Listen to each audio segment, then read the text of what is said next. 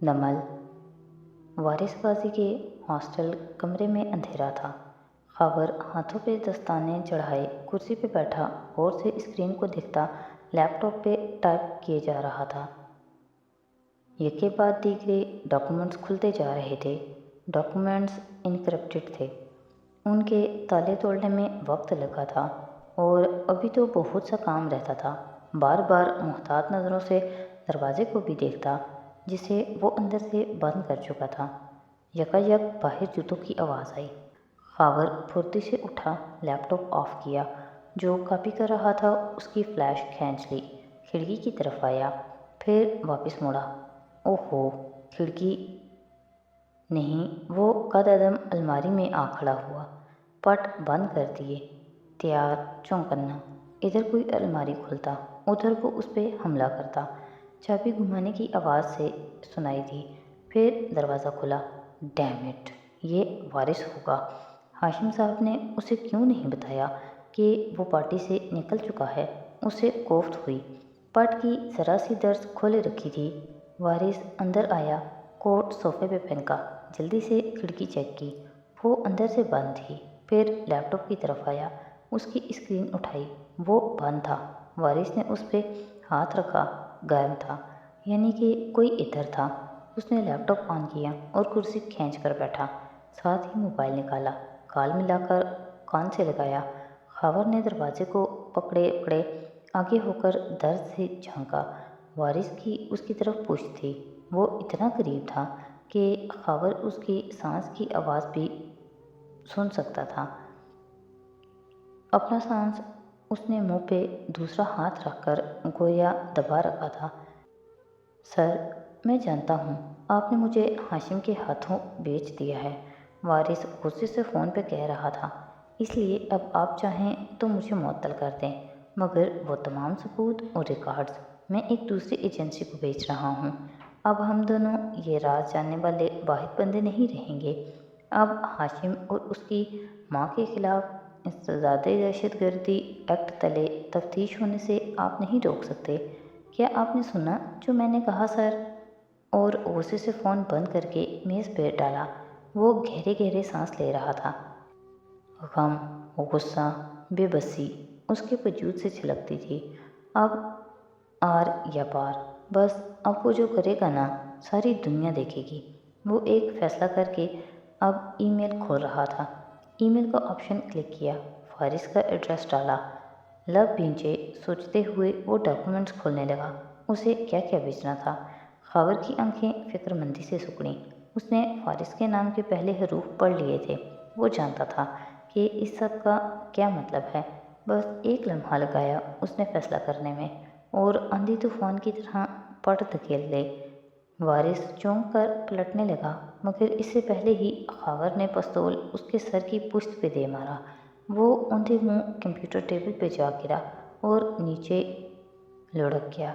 लम्हे भर को सारे में सुकूत छा गया। खाविर झुका और उसे सीधा किया। उसकी बंद आंखें खुली और वो कराहा भी था। खबर को भी देखा, आंखों में शदीद तैश छलकने लगी। उसने खबर का गिरबान पकड़ने की कोशिश की। तुम्हें हाशिम ने भेजा है ना? मगर खबर ने सख्ती से उसके दोनों हाथ पकड़कर मरोड़े, उसे औंधे मुंह गिराया, कमर पे घुटने से दबाव देकर गिराए रखा और हाथ पीछे करके पकड़े, बमुश्किल काबू किए। जेब से रस्सी निकाली जो वो किसी भी ऐसे मौके के लिए साथ लाया था। हाथ बांधे वारिस की आंखें सर में उठते दर्द की टीसों की शिद्दत से बंद हुई जा रही थीं, मगर वो खुद को होश में रखने और मुज़ाहमत की कोशिश कर रहा था। उसने टांग मोड़कर खबर को धकेलना चाहा, मगर खबर उससे ज़्यादा मजबूत और ट्रेंड था। उसने सख्ती से उसे नीचे दबाए रखा और उसकी एड़ियाँ एक साथ बांध दी। फिर खड़ा हुआ, कपड़े झाड़े, बूट वारिस की कमर पे रख कर उसे करवट लेने से रोके। उसने मोबाइल निकाला। हाशिम अभी तक मुस्कुराकर वहीं खड़ा किसी से बात कर रहा था। जब मोबाइल बजा उसने खावर का नाम देखा। मुस्कुराहट सिमटी।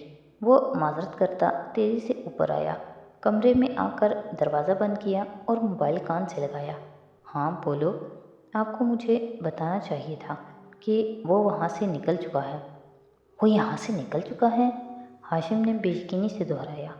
وہ میرے سر پہ آ گیا، مجھے اس کو زیر کرنا پڑا۔ وہ وارث کو سارے ڈاکومنٹس ای میل کر رہا تھا۔ کیا بکواس کر رہے ہو؟ اس نے تمہیں دیکھ لیا؟ ہاشم دبا دبا سا گررایا، چہرہ سفید پڑا تھا۔ آپ نے یہ فائلز نہیں دیکھی ہیں، اس کے پاس سب ثبوت ہیں، گواہ ہیں، ریکارڈز ہیں، آپ کے سائن شدہ کاغذات، اور دیگر میں اس کو نہ روکتا تو وہ یہ سب فائلز فارس کو بھیج دیتا۔ لعنت ہے تمہارے اوپر خاور، ایک کام تم ڈھنگ سے نہیں کر سکے۔ ہاشم کمرے میں چکراتا غصے سے کہہ رہا تھا۔ وارث نے نکاہت سے گردن موڑی، حلق سے پھنسی پھنسی سی آواز نکلی۔ ہاشم سے کہو وہ حساب دے گا۔ خاور خوف سے اور غصے میں زور سے اس کی پسلی پہ بوٹ کی ٹھوکر ماری۔ وہ ہلکا سا مسکرایا۔ اب بتائیے میرے لیے کیا حکم ہے؟ اس کا قصہ ختم ہو جائے تو کوئی ثبوت باقی نہیں رہے گا۔ نہیں، ہرگز نہیں، وہ بے چینی سے بولا۔ چہرے پہ پسینہ آ رہا تھا۔ پیشانی پہ ہاتھ رکھے وہ بیڈ کے کنارے بیٹھتا گیا۔ ارد گرد گویا دھماکے ہو رہے تھے۔ سر جلدی بتائیے کیا کروں؟ ٹھہرو، مجھے چند لمحے دو، چند لمحے خاور، اڑی رنگت اور ویران آنکھوں سے کہتے ہوئے ہاشم نے موبائل کان سے لگائے دروازہ کھولا۔ ریلنگ کے اوپر کھڑے ہو کر دیکھا۔ لاؤنج کے وسط میں سارا کی بیٹیاں کھڑی تھیں۔ سارا زمین پہ جھک کر ان میں سے ایک کے جوتے کا سٹریپ بند کر رہی تھی، ساتھ ہی نرم خفگی سے اس کو کچھ کہہ رہی تھی، یقیناً کوئی ایسی بات جو بچپن میں اس کی ماں اسے کہا کرتی تھی۔ کھلے تسمے کے جوتوں سے نہیں بھاگو۔ تسمہ جوتے تلے آیا تو اوندھے منہ گرو گی۔ وہ یک ٹک کمزور نکاہت زدہ سا ان دو بچیوں کو دیکھتا رہا، گردن خود بخود نفی میں ہلی۔ کیا وہ ایسا کر سکتا تھا؟ کیا اس کے پاس یہ سب کرنے کی وجہ ان کی معصومیت سے بھی عظیم تھی؟ اس کی نگاہیں ان سے گزر کر فاصلے پہ کھڑے اورنگزیب کردار پہ گئیں اور پھر انہی پہ ٹھہر گئی۔ وہ ایک سیاستدان دوست کے ساتھ کھڑے ہنس کر کچھ کہہ رہے تھے۔ وہ خوش تھے یا سیاست کی ریہرسل کر رہے تھے؟ نیا کیریئر، نیا جوا، کیا وہ اس موقع پہ ان کا کوئی اسکینڈل شائع ہونا افورڈ کر سکتا تھا؟ کوئی افیئر ہوتا، کوئی ناجائز اولاد تو بھی چل جاتا، مگر قبائلی علاقوں کے دہشت گردوں سے تعلقات کبھی بھی نہیں۔ ہاشم واپس کمرے میں آیا۔ فون ابھی تک کان سے لگا تھا۔ خاور منتظر تھا۔ ہاشم نے خود کو کہتے سنا، خاور اسے خودکشی لگنا چاہیے، اور موبائل بیڈ پہ پھینک دیا۔ کوٹ بھی اتار کر ساتھ ہی ڈالا۔ خاور نے حکم سن کر آنکھیں بند کیں، پھر چند گہرے سانس لیے، آنکھیں کھولیں، بوٹ وارث کی کمر سے ہٹایا، جھک کر اسے اٹھایا۔ وہ نیم جا بمشکل کھڑا ہو پایا، آنکھیں بار بار بند ہو رہی تھیں اور وہ ان کو کھولنے کی کوشش کر رہا تھا۔ تم کیا چاہتے؟ خاور نے جیب سے رومال نکال کر اس کے منہ میں ٹھونسا، میز قریب کی اور وارث کو اس پہ بٹھا دیا، پھر گردن اٹھا کر پنکھے کو دیکھا۔ اپنے کمرے میں چلتے ہاشم کے قدم من بھر کے ہو رہے تھے۔ وہ باتھ روم تک آیا، چوکھٹ کو ہاتھ سے تھام لیا، آنکھیں بند کیں۔ قرب، درد، دم گھٹنے کی کیفیت۔ وہ چند لمحے یوں ہی کھڑا رہا۔ خاور نے بستر کی چادریں اکٹھی کیں، گریں لگائیں، پنکھے کے گرد پھندا سا لٹکایا۔ وارث اس دوران بمشکل میز پہ بیٹھا تھا، یوں کہ گردن بائیں طرف بار بار لڑکتی اور بار بار اس کو سیدھا کرتا۔ سر کی چوٹ اس زاویے سے لگائی گئی تھی کہ اس کی ساری مذمت دم توڑ گئی تھی۔ خاور نے اسے کندھے سے پکڑ کر اوپر کھینچا، مگر وہ اپنا پورا زور لگانے لگا۔ خاور نچلا ہونٹ دانتوں میں دبائے مزید قوت سے کھینچنے لگا۔ وارث کا سر اوپر ہوا، آنکھوں کے سامنے پھندا لہرایا۔ اس نے بے یقینی سے خاور کو دیکھا۔ ان آنکھوں میں خوف نہیں تھا، صرف بے یقینی تھی، اور شاید دکھ بھی اور صدمہ بھی۔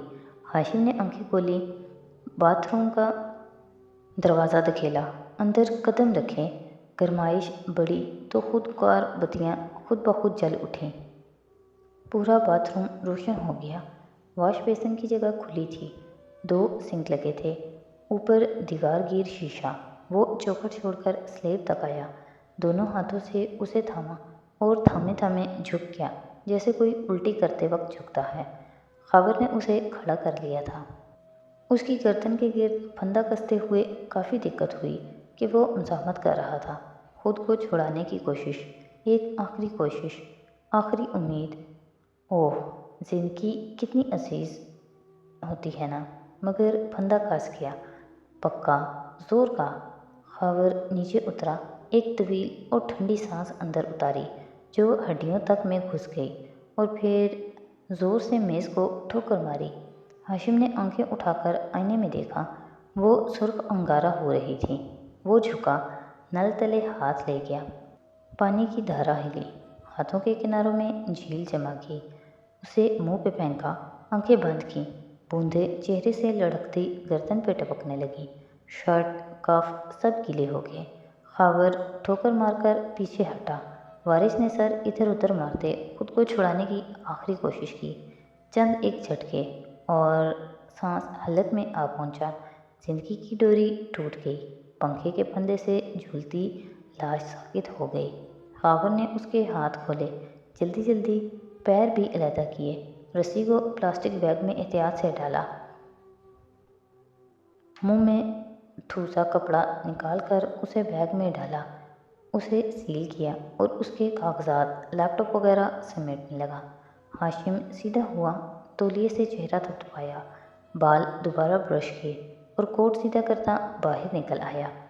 अलबत्ता उसके चेहरे का रंग सफ़ेद था, पट्टियों में लिपटी बेजान मम्मी जैसा सफ़ेद और पजमूरता। आंखें गुलाबी थीं। सीढ़ियाँ उतरकर वो नीचे आया, सारा और बच्चियों के करीब से गुजर गया, निगाहें मिलाए बगैर। खबर की वापसी तक पार्टी जारी थी। खबर पहुंच गया और उसे तिरछी नज़रों से देखकर अस्बात में सर हिलाया। हाशिम ने कुर्ब से आंखें बंद कर लीं। खबर कंट्रोल रूम की तरफ चला गया।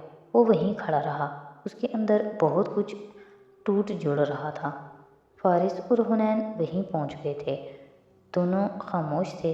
हुनैन आकर सादी के साथ खड़ी हो गई। जुमर ने नरमी से उसे मुखातिब किया, हुनैन, तुम्हारी दोस्त से मुलाकात हो गई? हुनैन ने एक खफा खफा सी नज़र दूर जरताशा से कुछ कहते फारिस पे डाली और जी कहकर दूसरी तरफ देखने लगी। जुमर खामोश हो गई। वो इस खिंचे खिंचे रवैये की आदी थी, फिर भी जरताशा तंदी से फारिस को देख रही थी। ऐन पार्टी वाले दिन ही हुनैन को कहीं जाना था और आपको ही लेके जाना था। वो दबे दबे गुस्से से फारिस को देखकर बोली, ये पार्टी तो हर हफ्ते होती हैं। उसने हस्बे आदत शाने उचकाए, इधर उधर देखा। हुनैन ज़रा दूर थी, जुमर साथ थी। उसने निगाहें फेर ली, और आप सिर्फ उन्हीं पार्टीज़ को क्यों अटेंड नहीं करते जिनमें ये प्रोसिक्यूटर साहब होते हैं? फारिस ने बुरी तरह चौंक कर उसे देखा, फिर भी इख्तियार हुनैन की तरफ। कहीं हना ने उससे भी तो कुछ नहीं कह दिया। फिर ज़रा गुस्से से जरताशा को, क्या मतलब है इस फजूल बात का? आपने उसका रिश्ता मांगा था, नहीं मिला, फिर भी आपके दिल में क्या है जो आप उसे एतराज़ बरतते हैं? फारिस के आबरू नागवारी से सुकड़े। मैंने उसका रिश्ता, ये किसने कहा तुमसे? हाँ, आपने नहीं बताया तो क्या कोई और नहीं बता सकता? तुमसे किसने कहा है? वो सख्ती और तैश से दबा दबा सा घुराया। जरताशा धीमी हुई, शोहर के मूड के उतार चढ़ाव। उफ, हाशिम भाई ने, बस इतना। फारिस सुने बगैर पलटा और तेज़ तेज़ कदम उठाता अंदर गया। डाइनिंग हॉल की चौखट अबूर करके दाएं बाएं देखा। गुस्से से कनपट्टी की रग उभर आई थी। दाएं तरफ हाशिम पुश्त किए खड़ा किसी खातून से बात कर रहा था।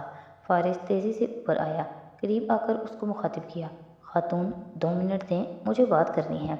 साथ ही सख्त नज़र हाशिम पे डाली। खातून तो फ़ौरन हट गई, मगर हाशिम ने चौंक कर उसे देखा। क्या हुआ? तुम्हें लगता है मुझे पता नहीं चलेगा कि तुम क्या करते फिर रहे हो मेरी पीठ पीछे? हाशिम के हलक में कुछ अटका। वीरान निगाहों से फारिस को देखा। गिलास पकड़े हाथ पे नमी उभरी। उसे कैसे पता चला? मैं वाकई नहीं समझा। मेरे बारे में मेरी बीवी से बकवास मत किया करो हाशिम। वो जितने गुस्से से बोला, हाशिम के तने असाब उतनी तेज़ी से ढीले हुए। रुका सांस बहाल हुआ। ओह, तो ये बात है। میں اب تک نظر انداز کرتا آیا ہوں، جو ہر وقت تم اسے میری اور اپنی مالی حیثیت کا فرق جتاتے رہتے ہو۔ کبھی میری کسی بات کو نشانہ تنقید بنانا، کبھی کسی کو، مگر اس سے میرا گھر ڈسٹرب ہو رہا ہے۔ آئندہ انگلی اٹھا کر تنبیہ کی، آئندہ میری بیوی سے دور رہنا، ورنہ میں بہت برا پیش آؤں گا، کہہ کر وہ مڑ گیا۔ ہاشم خلاف معمول خاموشی مگر سکون سے اسے جاتے دیکھتا رہا، پھر واپس پلٹ گیا، اندر کا سارا اضطراب چھپائے۔